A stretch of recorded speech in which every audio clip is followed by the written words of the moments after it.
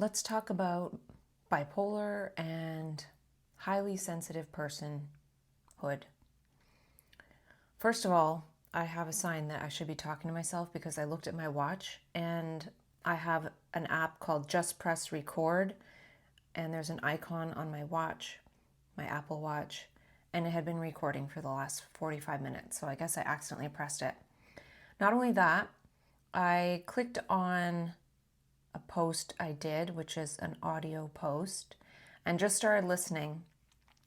And the thing I was talking about at that moment was how when we write things down when we're in a heightened state like mania, and then we look at it after when we're no longer in the state of mania, we have an artifact from mania that we can then bring into our daily life that is just regular consciousness. So it's like an example of bringing mania into daily life that's not mania.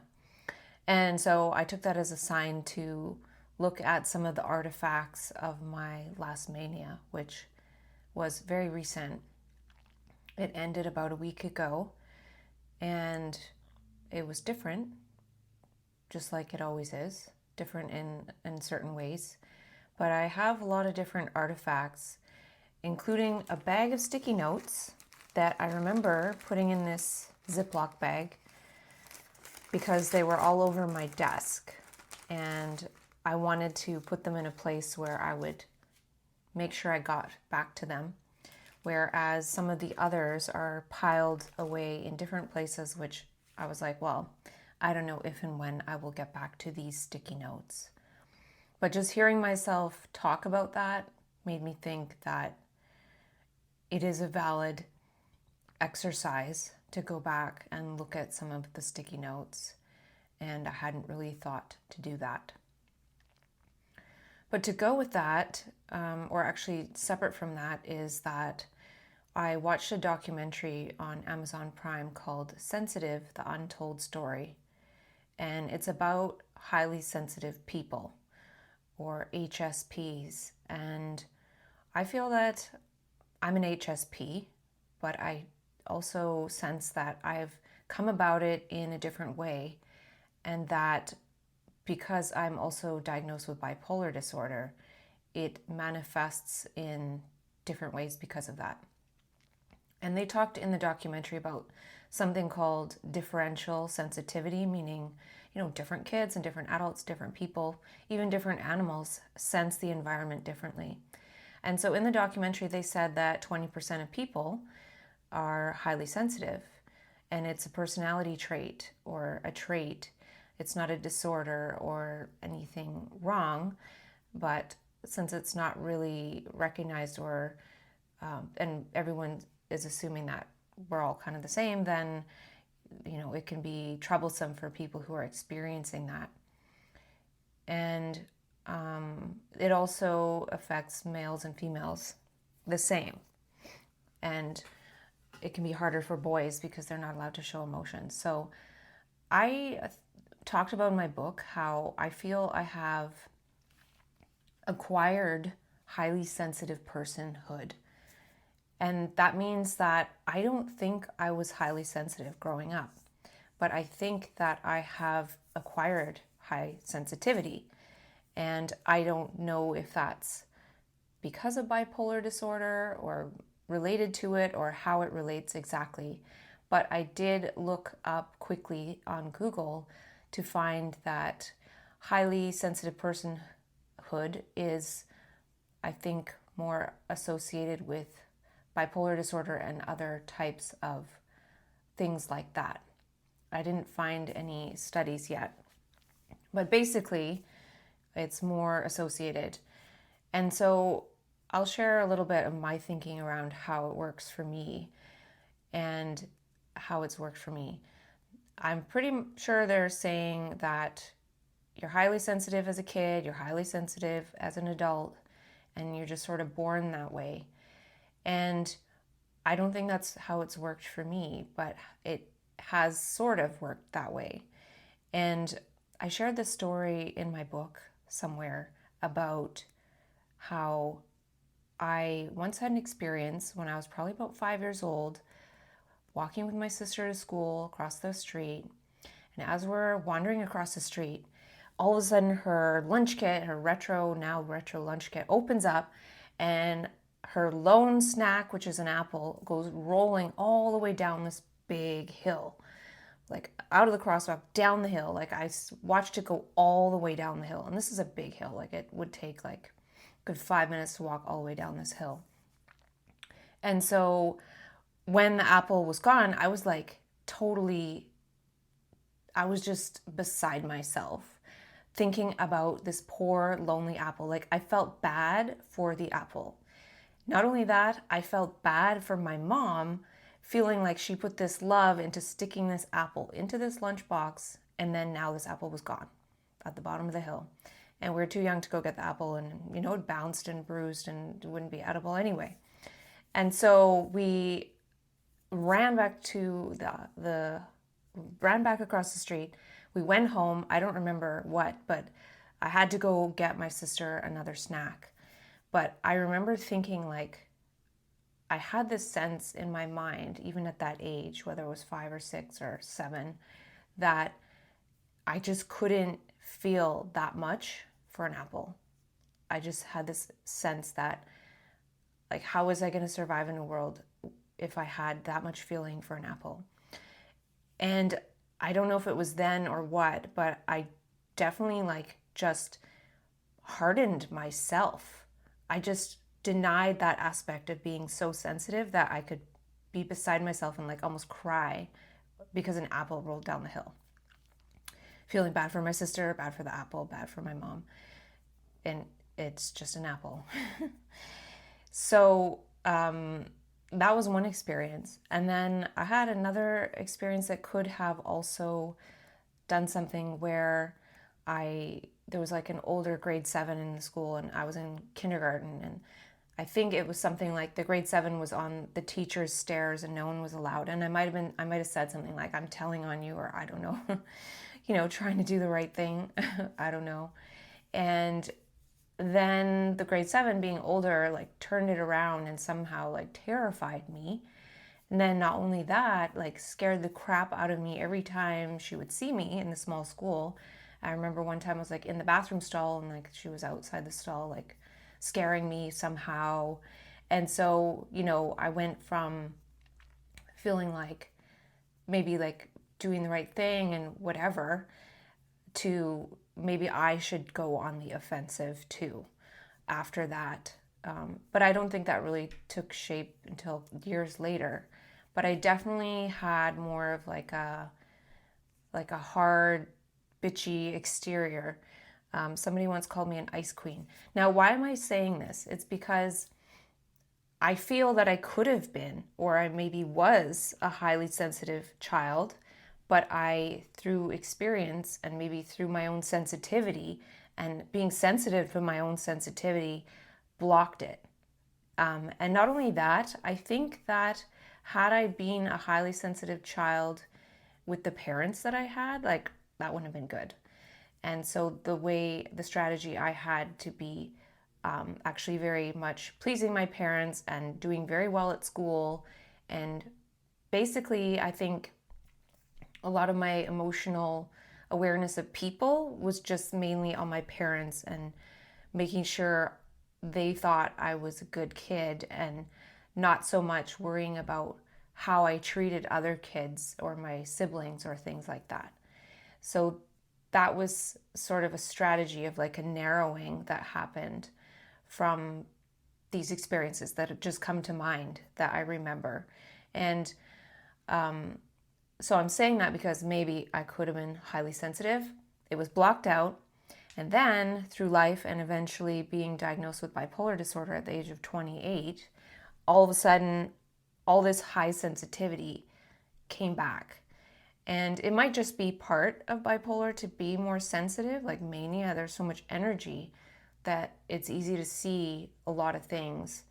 And so I can talk a little bit about what they talked about in the documentary on what that means for, I don't know if all my notes are here.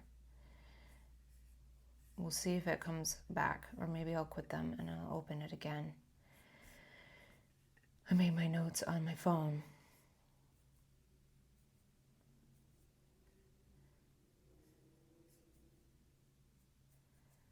Maybe it just looks smaller.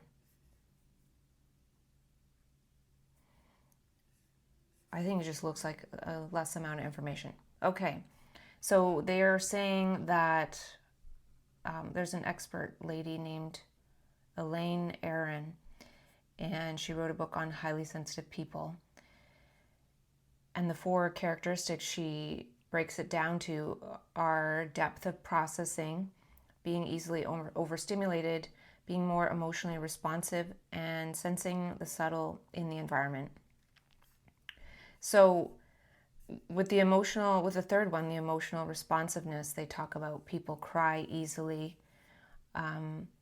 So I'll just talk about that because for me, I'm not overly emotional. And I think part of it is being on medication. So when I was first put on medication, I don't think I cried for like 2 years at least until my cat died. Then I cried, but nothing else made me cry. And I don't easily cry or get easily emotional.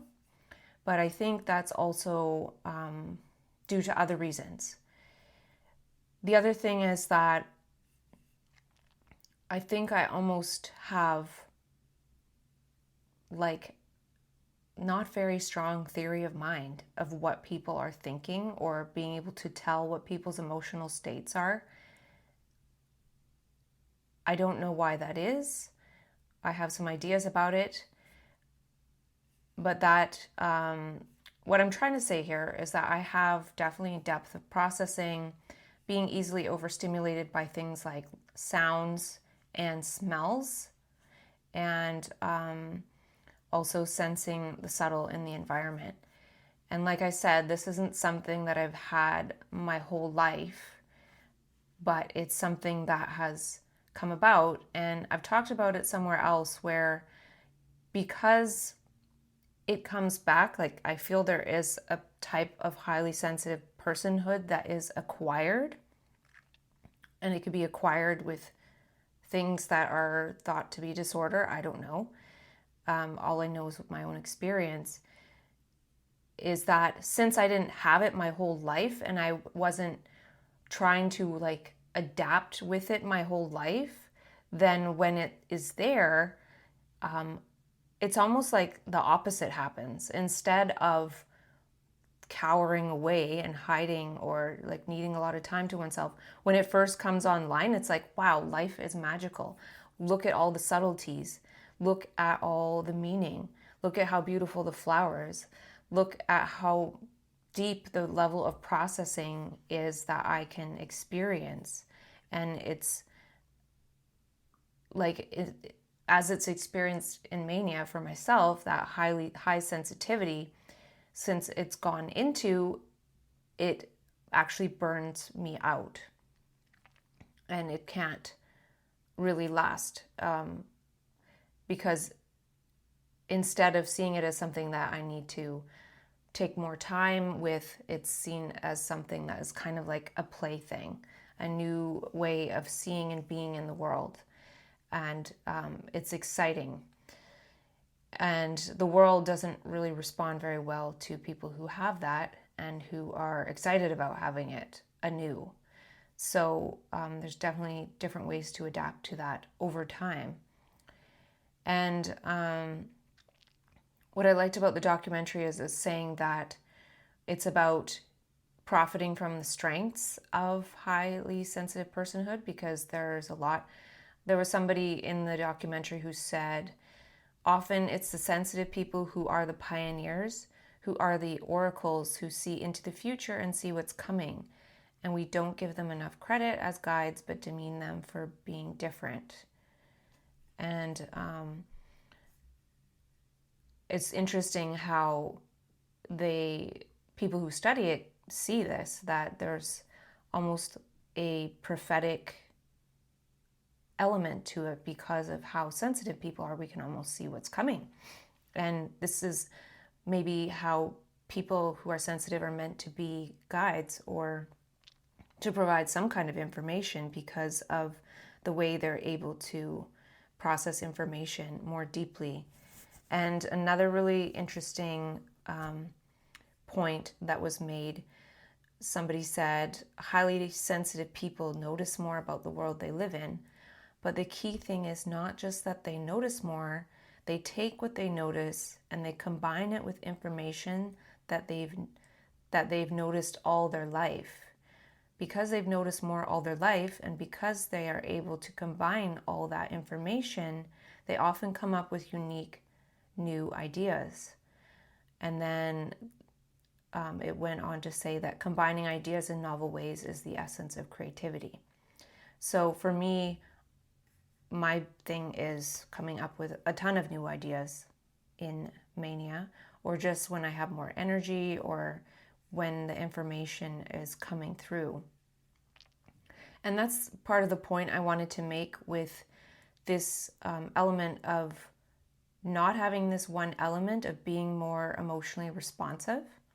I can still feel tons of empathy, and I can feel a lot of like beauty and awe, but it's not so much the sort of like main emotions that we feel that are associated with the self, like fear, anger, things like that.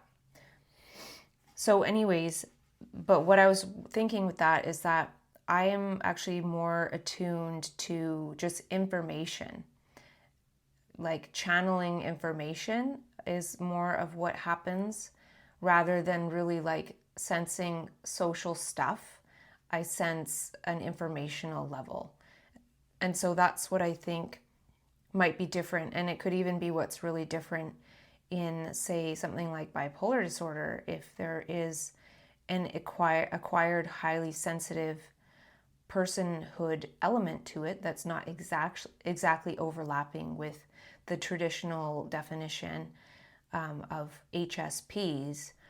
If you think about bipolar disorder as it's typically known, the people lose their ability to really blend in socially and not to hold back. Like, we can be more emotional and more reactive,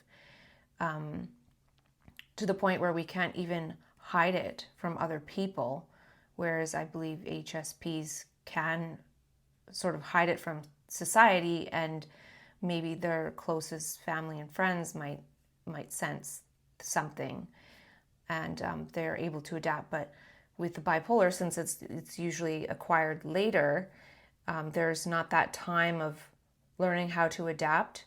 And I do also think that we're more sensitive to a different type of information than, say, the social structure that is the common social structure.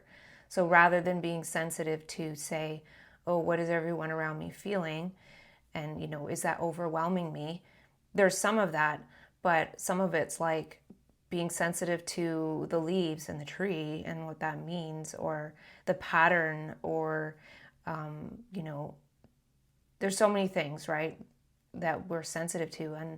And we talk about those things to other people, and then people often think that we're coming from left field because they don't know, like, where are we getting this information? Like, why are we saying these things? And we almost can't stop talking at times because we're so sensitive to so much more information that we almost become insensitive to the emotional cues of other people, because all of a sudden we are sensitive to this other level of information. And now, if you think about how in the documentary they said that, highly sensitive people are pioneers and oracles, because they can kind of see what's coming. Well, people who get diagnosed with bipolar disorder could also be that as well, and perhaps even more so, because we basically lose our capacity to attune ourselves to others because we're so immersed in a new level of information. And it's perhaps since we kind of, like almost stop using a part of our brain for theory of mind and social cues and social norms, it's that very thing, that very dropping and negating of all of that use of energy that is part of us being able to see and sense so much more in the environment and talk about it, right? Because the thing with highly sensitive people, one of the things that Elaine Aaron says at the end is like, highly sensitive people, please speak up, right? Because they can be overwhelmed and not really use their voice. Well, here all of a sudden there's bipolar people who are highly sensitive people who are speaking up, and people don't listen, right? In general. So it actually could be a response of a highly sensitive personhood trait where the high sensitivity is now speaking. But then people just, with the whole disorder part, which is a lot of the social stuff, not really like forgetting all the social cues, but when you think about it, if there's like this subtle information in the environment and there's this depth of processing and it's something that most people can't see,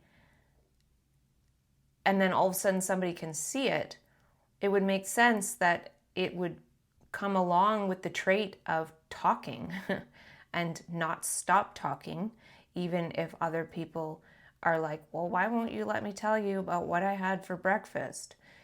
So it's like this pressure to speak because there's this level of information and perception that we're tapping into that others can't see, but they don't see that we're seeing what they can't see and trying to share it. And then, basically, eventually we get, what happens to us, and the medications can make it so that we lose our voice. And, I will tell you that I had a bit of an experience recently where I wasn't on medication for a while.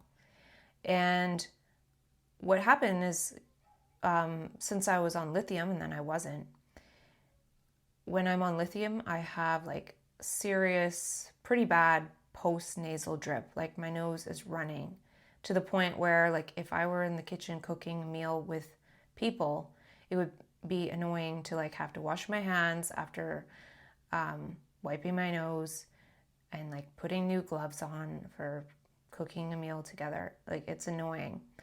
And so when I was off lithium and off medication, no post-nasal drip at all. My voice was more clear. I could actually sing quite well. And now I'm back on lithium, back on all the meds. Long story short, and post-nasal drip like crazy, and my voice is strained.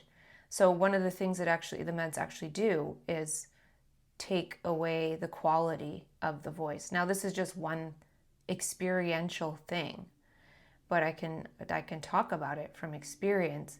Now I don't really have an urge to sing, and I can't sing that well, but I sure could for a while. So that's a manifest thing that, they don't say in the side effects, beware of taking lithium. If you can sing, you won't be able to. Or, you're going to be wiping your nose every like 15 minutes. So it's definitely not fun. But, and that's just also like the numbing effect of the medications is going to lead to not talking as much, right? That's one of the things that they're trying to medicate away is the pressure to speak. And the thing with the journey that I've been on is that I still lean into these traits. So I don't speak all the time. I did for years in self-dialogue. Now I don't. But that speaking still happens through writing. And that's again why I'm talking, is because I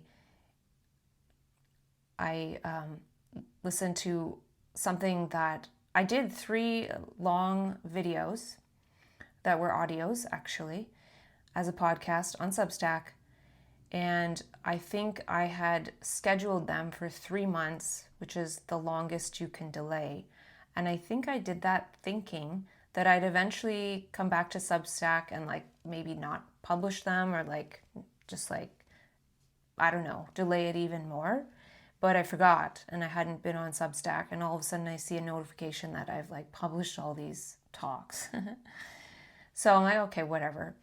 And like I said, I just clicked on it, and this is what often happens when I do listen to a few seconds of anything that I've said. It's actually exactly coherent with whatever's happening now.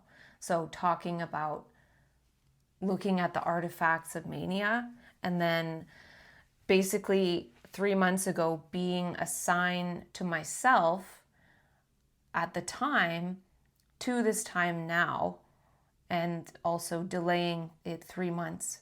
So, it's just like you become your own special messenger when you listen to yourself. So here I am talking. I haven't really talked about these sticky notes per se, but even with this documentary talking about highly sensitive people, there was another lady who became a writer, and she said, I love that I notice things other people don't notice. It helps me be an antenna for the world through my writing. I know what people need to hear about.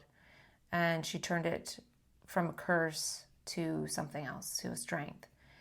And so just hearing that it's being an antenna for the world, and the amount of stuff that I've written down through channeling it's a lot.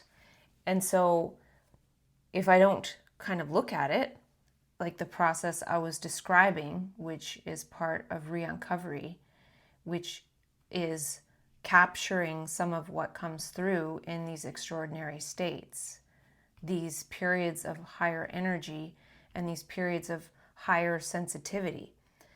So for me, over the years, I've realized that with the higher energy, I don't want to translate a lot of that into motility, meaning walking around in space-time, trying to talk to people. I don't bother with that. So the insights that come through, I'm not just in a long monologue about it out in society. I write them down on sticky notes. And so I have a lot of them. So I have a lot of these artifacts of highly sensitive perceptions. So if you think about how a highly sensitive person has this depth of processing, well, all these things that happen through my brain, through depth of processing, I've captured. It's not just thoughts in my head that have then come and gone. I've written literally all of them down. And so I basically have a record of the depth of processing and the sensing, the subtle in the environment, which I feel like I should share or try to share. And what else? There was another person in the documentary, and they called themselves an independent chief information officer. I don't know what that is, but that sounds cool. And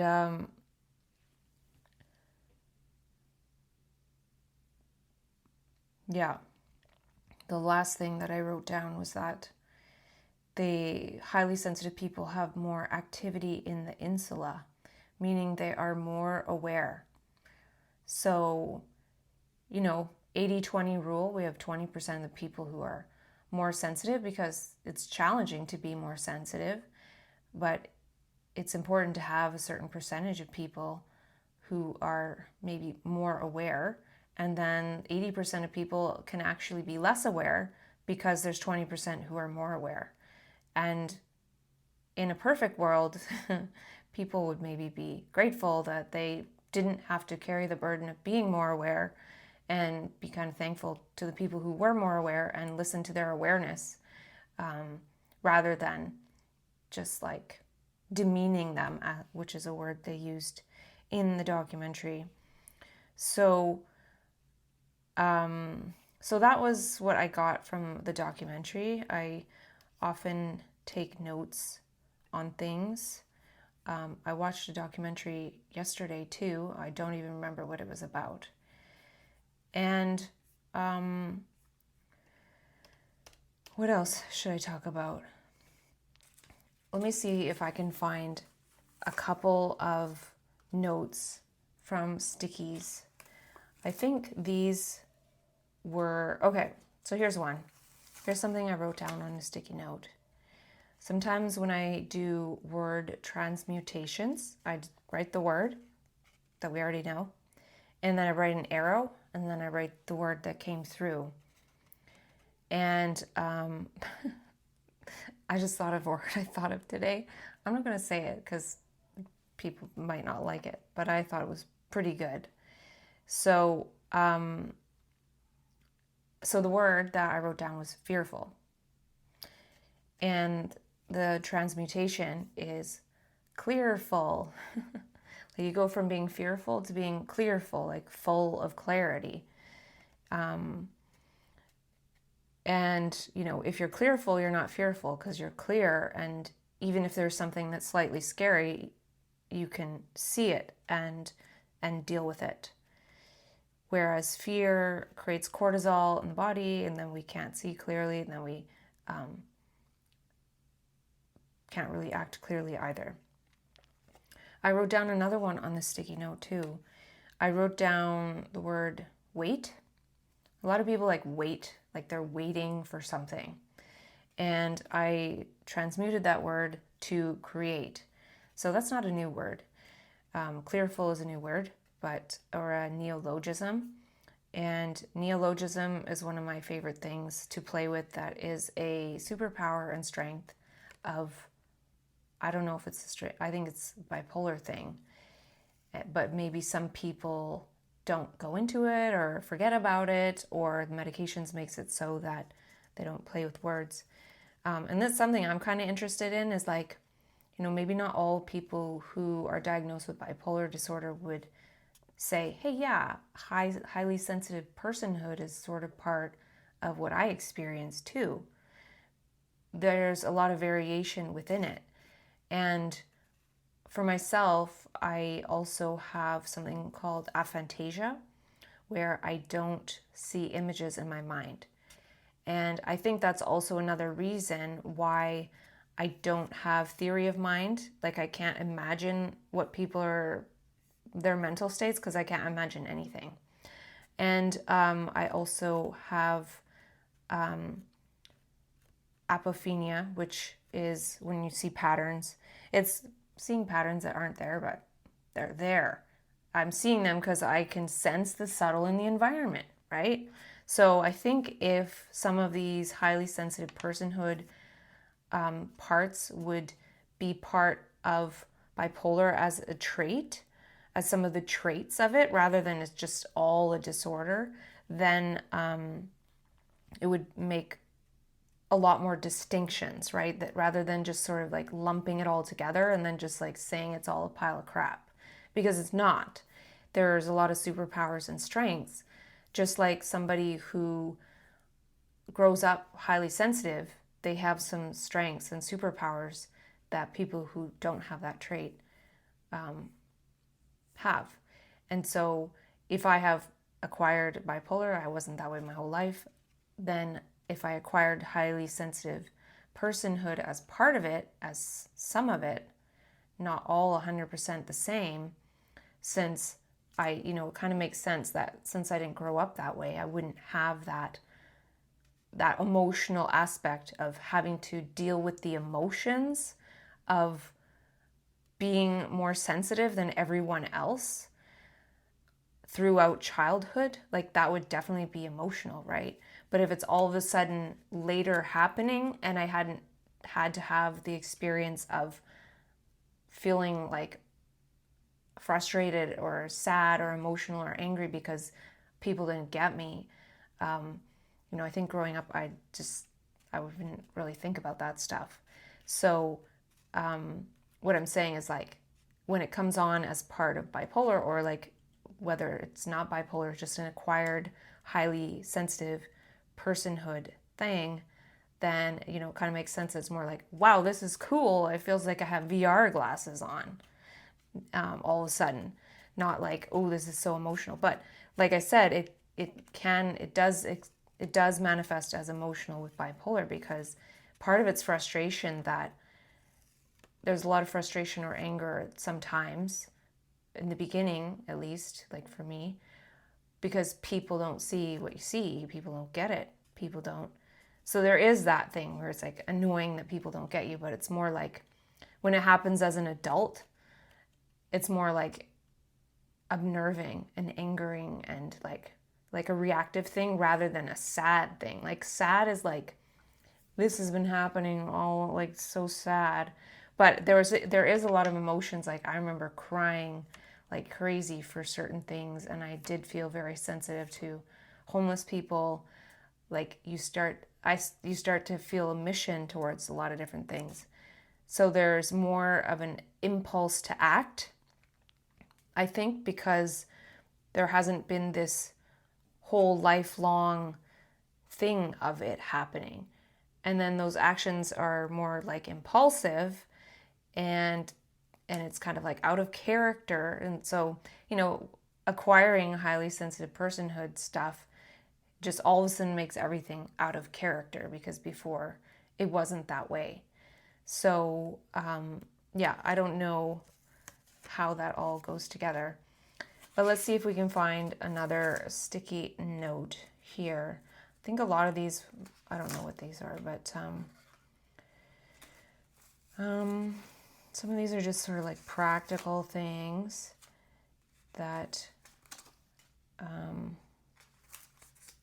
these ones aren't very like contextual, they're more personal. So I don't know if there's anything. Oh, so I did have the insight, the possibilities, because a lot of my thinking is in alignment with possibilities or human potential. I realized that possibilities, it's connected to strength-based. So if you've done any training in like peer support or anything like that, you'll hear like strengths-based approach. And I remember when I first took training to become a RAP facilitator, I think they would give some negative feedback when you shared stuff, like shared your story. And in the early days of co-facilitating workshops, they would ask on the feedback form for like, what's one thing we can do better? And then they took all that out. And when I did the retraining, or maybe it was the first time training, and they were saying, no, we only say strengths. You know, I remember back in the day, like this was when I was just early into it, hearing someone share their story, and I was thinking, oh, that wasn't like, I would think I was thinking like that wasn't very like adequate. Like it wasn't long enough. They didn't, you know, and they only shared strengths. And I remember being like, But yeah, my thinking and my mind has totally shifted on that. But even still, meaning what I'm trying to say is like strengths-based is the way to go. And just making that connection that possibilities, it can even be connected to strengths-based possibilities rather than like picking things apart. So that makes sense to me. And let's see if there's anything else here just to... Oh, so there's a little bit of story on this one, is that I went into a bank to open a new account and get a line of credit because I wanted air conditioning. And that was a little bit manic. But I knew that it was meant to be, because like I walked in there and like the bank manager served me. And so went into the office, and there was a second person, and the bank manager said, is it okay if this person is here for training? And I said, I don't know why I wrote down what I said. It's kind of funny. I said, I love to learn and watch people learn. So I was saying, yes, I love to learn and watch people learn. And then the manager said, is that what you do for a living? And then I said, that's what I do while I'm living. Kind of cheeky, right?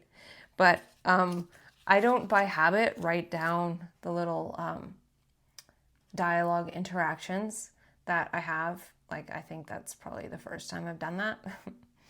But it's kind of funny, right? And had I not written it down, I would not remember. So I'm glad I wrote that one down because it's kind of funny.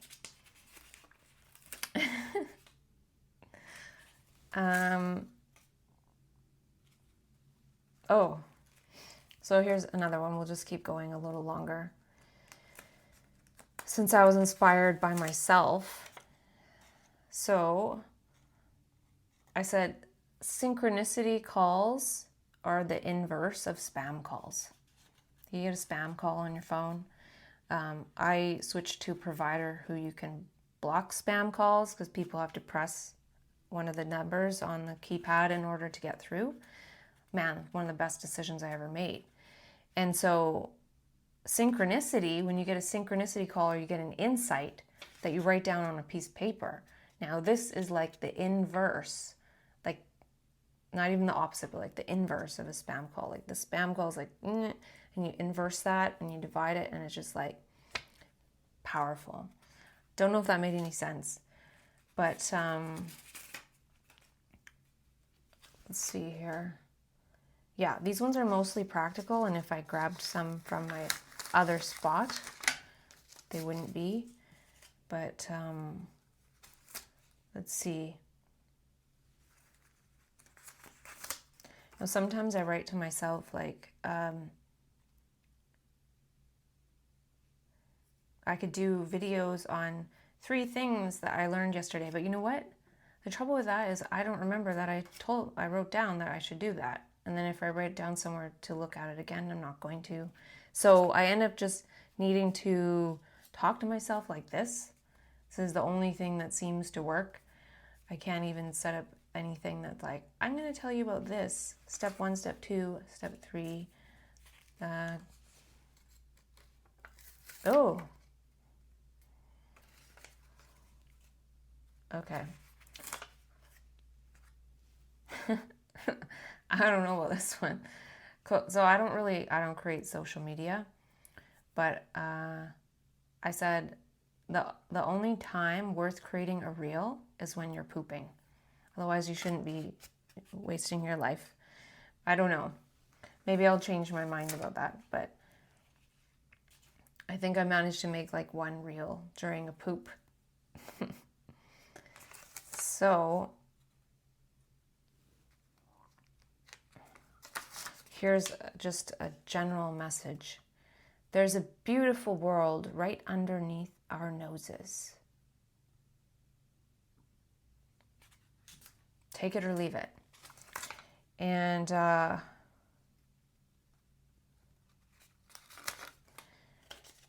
after I've been awake for 12 hours, I get tired. Awake. And let's see.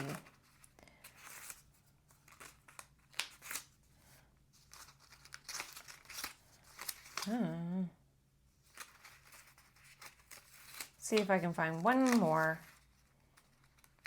And all these practical ones.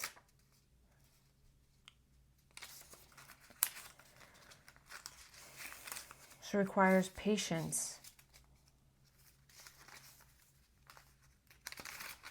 Okay.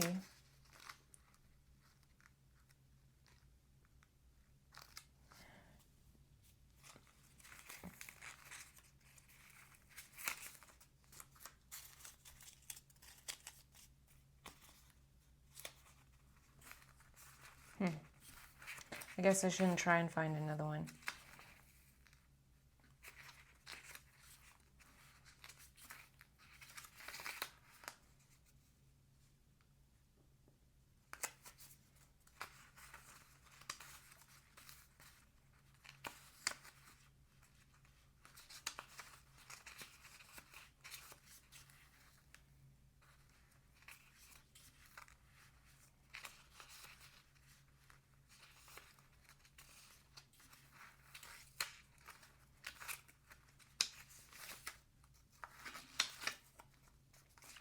Well, this experiment and trying to find another one inspires me to look at the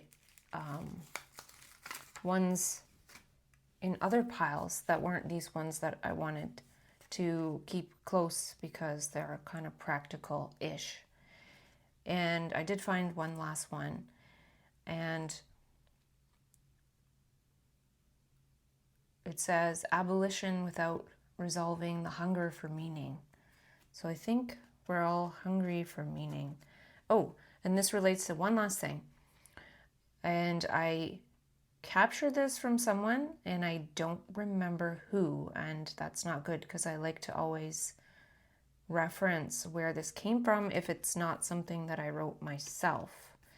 But I'm going to say it anyway.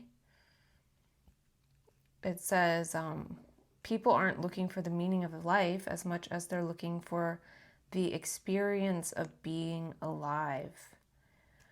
And I thought that was interesting because I think of things in terms of meaning and possibilities. And this sort of adds another dimension of looking for the experience of being alive. But that, in a way, that doesn't really make sense. Like, how can you look for the experience of being alive? You can't see yourself, so you can't look for it. That doesn't make any sense. And then people aren't looking for the meaning of life. And, they say there's no ultimate meaning of life. There's a quote, the meaning of life is to live it. So, living life, there's meaning in every moment of life, but there's no meaning of life. Like, what would it be? You can't make a word out of it, one word for the meaning of life. No. And I actually think that's something that we see into when we acquire highly sensitive personhood later in life, as we see meaning. And not only that, we do that thing where we combine it with things that we've noticed before in our life, which is something they were talking about in the documentary. So those quotes that I mentioned from the documentary, I see them as part of the process of how my mind works and why I'm able to generate so much information. Good night.